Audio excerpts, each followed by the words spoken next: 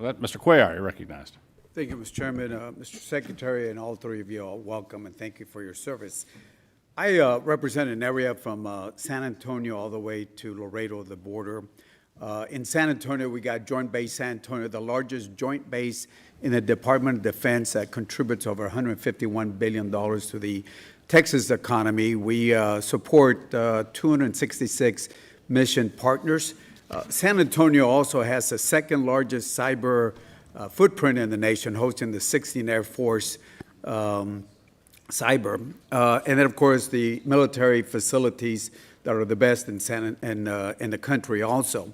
Along with that, going down to Laredo, the largest port in the country, 9th largest in the world after 8 Chinese ports. Number 9 in the world is Laredo.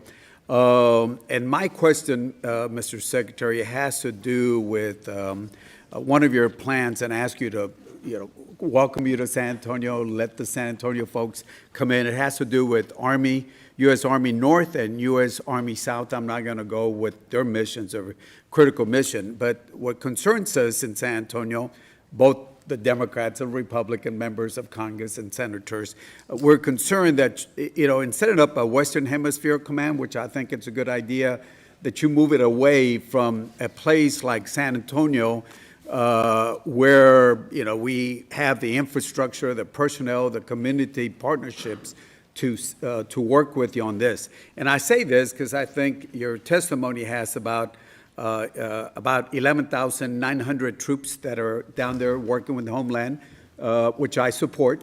And keeping in mind what's happening with the cartels in Mexico and other places, I would ask you to, when you look at this Western Hemisphere Command, that you don't move it 1,500 miles away from the border, especially in a place like San Antonio. I think we got a few Texans here that can talk about the rest of the state of Texas, and some wannabe Texans also that can talk about what the facilities we have. But I would ask you to, as you consider this, to keep the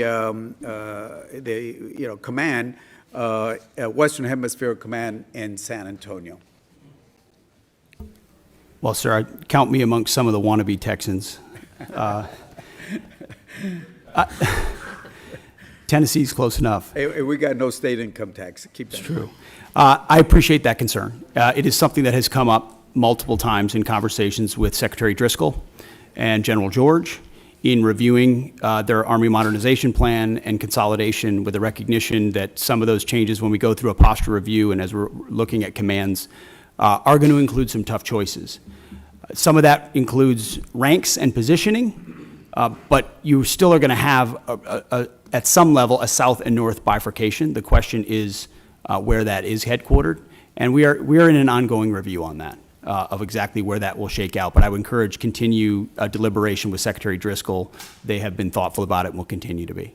And I understand that there's decisions that have to be made, efficiencies and all that, but just ask you, as you look at that, if we're doing so much investment on the border, yeah, we already got the infrastructure down there in San Antonio and all the support from the other military bases across the state of Texas and the partnership, I would ask you and the Secretary to please, before you make a decision, go drink the water, go, feel what we have in San Antonio and the surrounding areas in Texas, to consider that instead of just making a decision by the paper on that.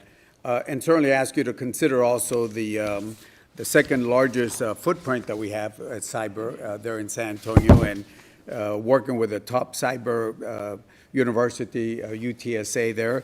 And of course, the military facilities that we have, which are in the best.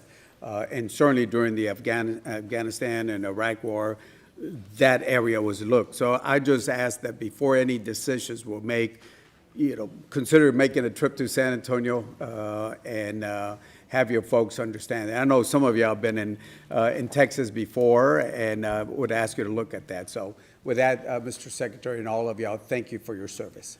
Well, noted, sir, and thank you for your contributions to securing the border, which has been a huge priority for President Trump. We're going to get 100% operational control. It's because of support from folks like you. Thank you. Thank you for your service. Thank you.